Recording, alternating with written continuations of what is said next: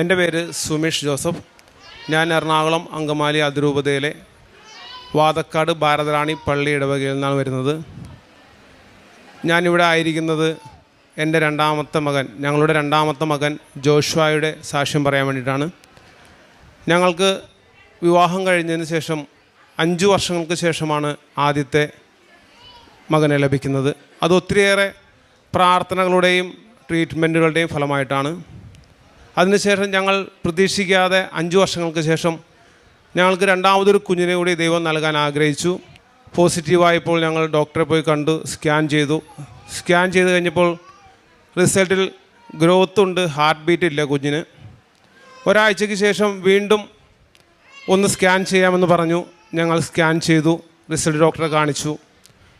ആ സ്കാനിങ്ങിൽ ആദ്യത്തേതിനേക്കാളും വളരെ മോശമായിട്ടാണ് ആ റിപ്പോർട്ടിലുണ്ടായിരുന്നത്. അപ്പോൾ ഡോക്ടർ പറഞ്ഞു 5% പോലും ഈ കുഞ്ഞിനെ ലഭിക്കാൻ സാധ്യതയില്ല എന്നാണ് ഞങ്ങളോട് പറഞ്ഞത്. എന്നിരുന്നാലും ഒരാഴ്ച കൂടി നോക്കാം, ബ്ലീഡിങ് ആയില്ലെങ്കിൽ നമുക്ക് മുന്നോട്ട് നോക്കാമെന്ന് പറഞ്ഞു. അതിനുശേഷം ഞങ്ങൾ പോന്നു. ആ സമയത്ത് ഞാൻ ഉടമ്പടി എടുത്തിട്ടുണ്ടായിരുന്നു.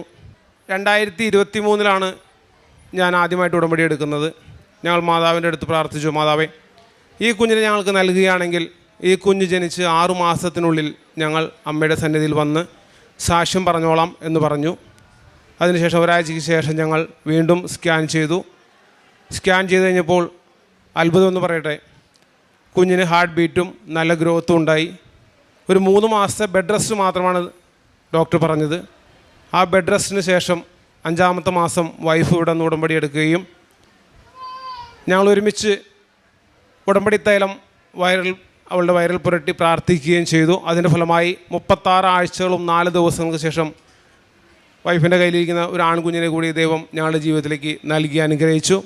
ഞങ്ങൾ ഈ ഉടമ്പടി എടുത്ത് പ്രാർത്ഥിച്ചതിന് ശേഷം ഞങ്ങളുടെ കുടുംബ പ്രാർത്ഥനകൾ ഞങ്ങളെല്ലാവരും ഒരുമിച്ച് പ്രാർത്ഥിക്കുകയും ഉടമ്പടി പ്രാർത്ഥനകൾ രാവിലെ എഴുന്നേറ്റ് പ്രാർത്ഥിക്കുകയും ചെയ്യുമായിരുന്നു. ഞങ്ങളെക്കൊണ്ട് സാധിക്കുന്ന എല്ലാ രീതിയിലുള്ള പ്രേക്ഷിത പ്രവർത്തനങ്ങൾ, പത്രം വാങ്ങി കൊടുക്കുക, പാവപ്പെട്ടവരെ സഹായിക്കുക.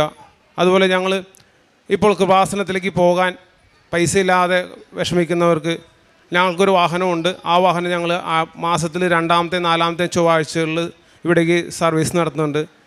അവർക്ക് ആർക്കെങ്കിലും പോരാൻ പൈസ ഇല്ലെങ്കിൽ അവരെ കൂടി ഞങ്ങൾ ഇവിടേക്ക് കൊണ്ടുവരാനുള്ള സൗകര്യം ചെയ്തു കൊടുക്കുന്നുണ്ട്.